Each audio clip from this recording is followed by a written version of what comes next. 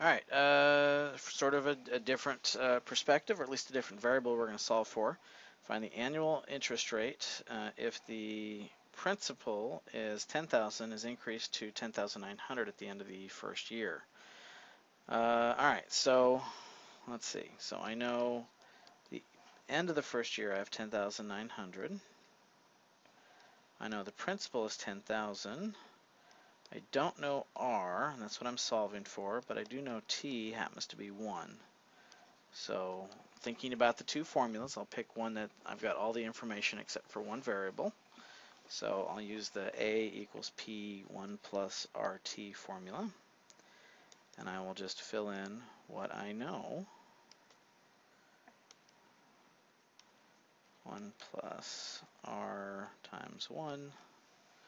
Okay, so let's see. If I divide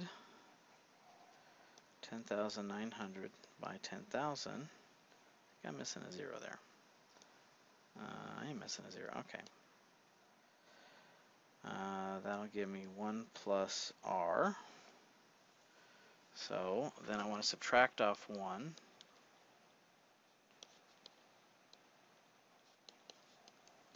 And that should give me R. All right, so 10,900 divided by 10,000 gives me that, minus 1. I get an interest rate of 9%. Now, just to show you that, because I know there's some students that are watching this going, well, wait, you got the other formula. It's even nicer than this one. Again, different does not mean better. Different just means different. So what if I'd done the I equals PRT bit? Well, I know to go from 10,900, from 10,000 to 10,900, I know the interest should have been 900.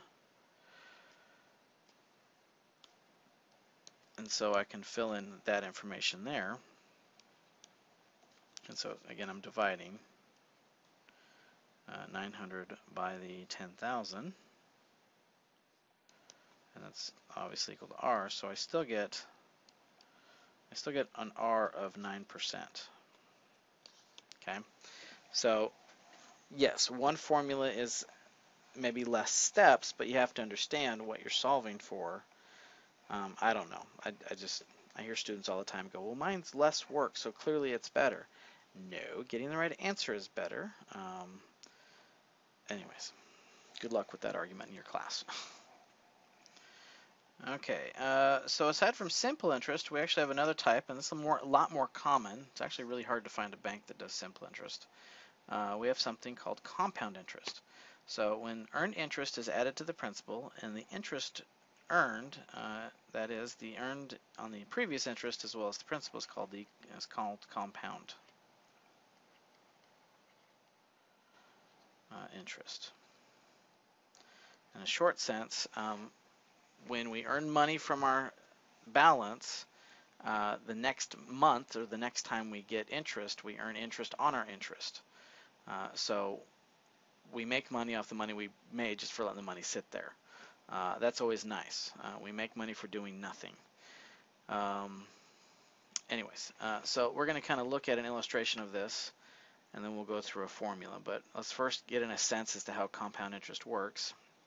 So let's say we invest $100 at 8% annual, but we're going to compound quarterly. How much would we pay off?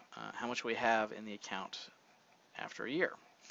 Well, let's first understand what we mean by compound quarterly. Okay, so that means that every 4 months, sorry, every 3 months, because 4 times a year, they're going to look at our account, see how much money's in there, and they're going to give us 1/4 of the amount of money that's in the account. So let's break this down into quarter 1 versus quarter 2 versus quarter 3 versus quarter 4. By this point, we've actually hit a year, and that's what we're shooting for.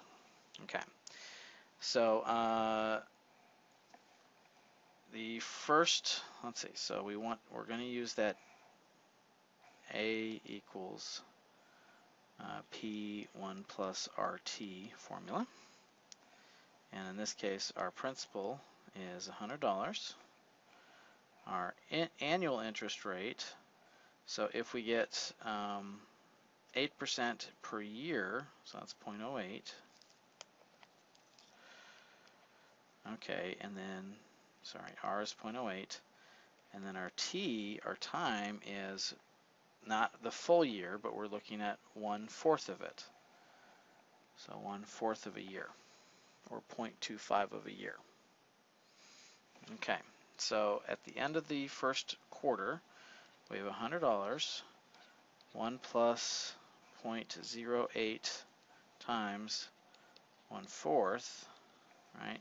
Now 0.08 divided by 4, that's just 0.02. So we have 100, 1.02, and that'll give us a certain amount.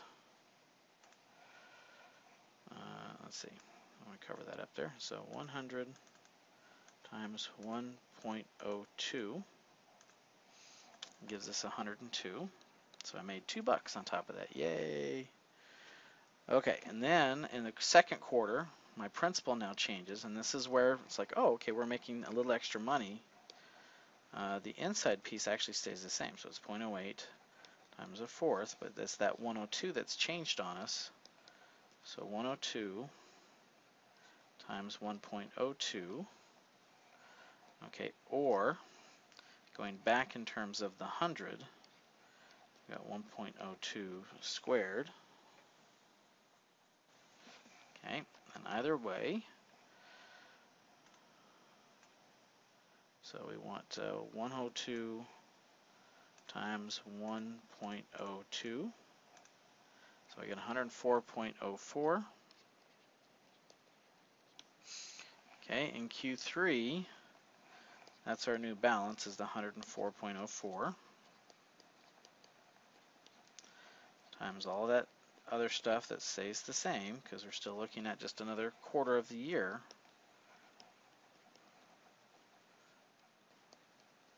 Okay, but in terms of the original balance, in terms of that original 100, I've now got 0.102 cubed.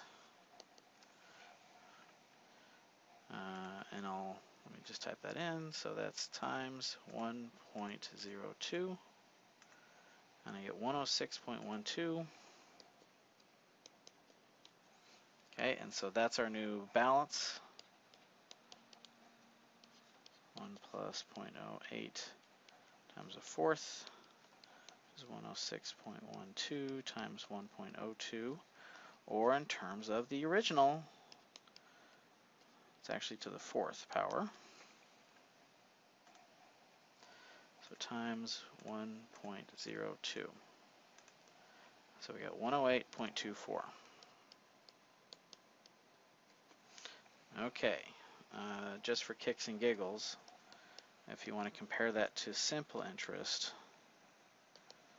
so the original 100 times 0.08 times 1 year, we actually make 108 off simplest interest. So because they looked at our account 4 times in the year instead of just once a year, we made an extra 24 cents. Now it doesn't sound like much, but $100 in an account, and you make an extra quarter, yay! Imagine if you had an extra 1,000 or 10,000 or 100,000. That the interest really starts to add up on us.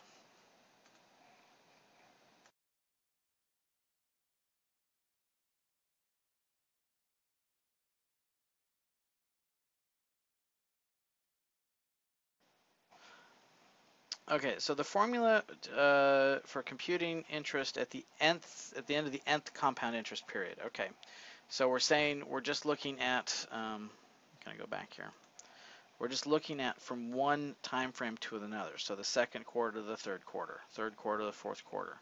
We're not looking at it in terms of a total year. We're just going from one compounding to the next. Okay, so that formula would be the principal times 1 plus r raised to the n. Okay, and this is the nth compounded interest.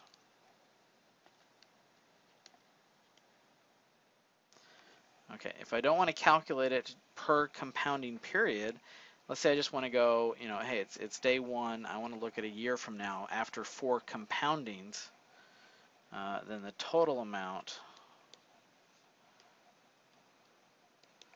would be the principal 1 plus r over n times t.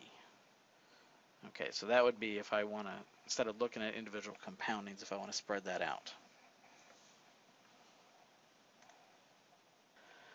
Okay, so suppose we deposit $1,000 in a savings account that pays 6% annual interest compounded quarterly. What is the balance at the end of a single year? Okay, so the formula we want to use is that second one, because I don't want to go in and have to calculate each of the compoundings and then do that 4 times. So let's identify our variables. So the principal in this case is 1,000. The annual interest rate is 6%, which translates to 0.06 as a decimal. They are compounding quarterly, so that means 4 times in a year, and we're looking at this just after the year mark. Okay, so in this case it would be 1,000, 1 plus 0.06 divided by 4, and that's 4 times 1. Okay. So, oops, I don't want that. I meant the calculator. Okay, so in this case, I'm going to start with the inside parentheses first. That's 1 plus 0.06 divided by 4. Oh, that doesn't look right. 1 plus 0.06 divided by 4. That looks better. And I want to raise this to the 4th power. And then I want to take that and multiply it by 1,000. So I get 1,061.363, so 0.36.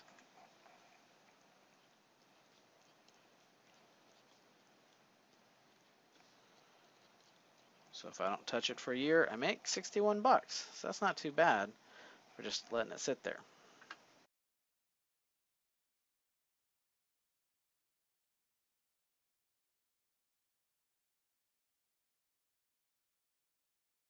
Okay, the effective annual yield.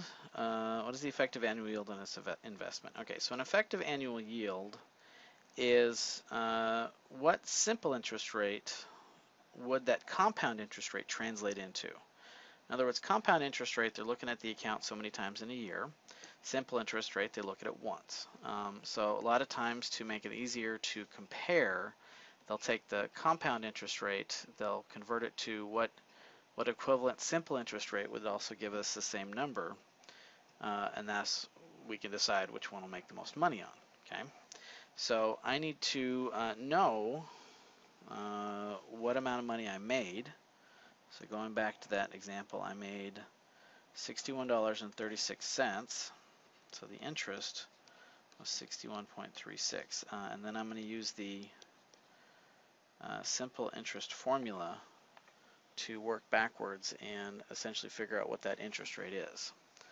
So 61.36 equals, it was a $1,000 investment times R, that's what I want, and we're looking at it just after a year. So if I divide, I get 61.36 divided by 1,000. So R in this case would be 0.06136, or 6.136%. So I would have made the exact same money had I put it in a simple interest account at 6.136%.